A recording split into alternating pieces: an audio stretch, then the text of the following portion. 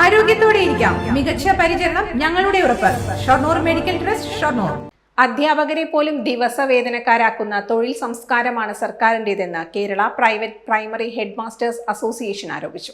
തൊഴിൽപരമായും സാമ്പത്തികമായും ഗുരുതരമായ അവസ്ഥയിലാണ് അധ്യാപകരെന്നും അസോസിയേഷൻ നേതാക്കൾ പറഞ്ഞു. സർക്കാർ നടപടി കൂടുതൽ ബാധിക്കുന്നത് എയ്ഡഡ് മേഖലയെയാണെന്നും അസോസിയേഷൻ സംസ്ഥാന പ്രസിഡന്റ് പി കൃഷ്ണദാസ് വാർത്താസമ്മേളനത്തിൽ പറഞ്ഞു.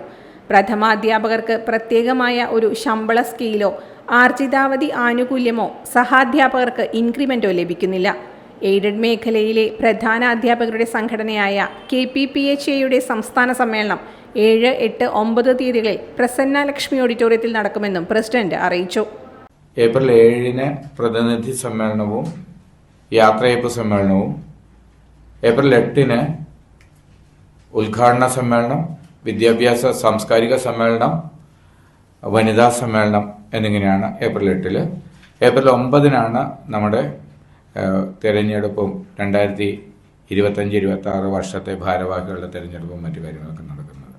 2 ദിവസങ്ങളിലായി നടക്കുന്ന സമ്മേളനത്തിൽ മന്ത്രിമാരായ Kadannappally Ramachandran, MP Rajesh, VK Sreekandan MP, MLA മാരായ രാഹുൽ മാങ്കൂട്ടത്തിൽ, KD പ്രസേനൻ തുടങ്ങിയവർ പങ്കെടുക്കും.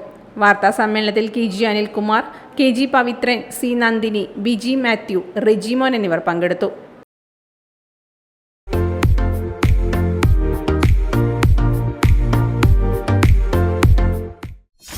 .view ന്യൂസ്, കാഴ്ചകളാണ് ലോകം, കണ്ടു തുടങ്ങുക.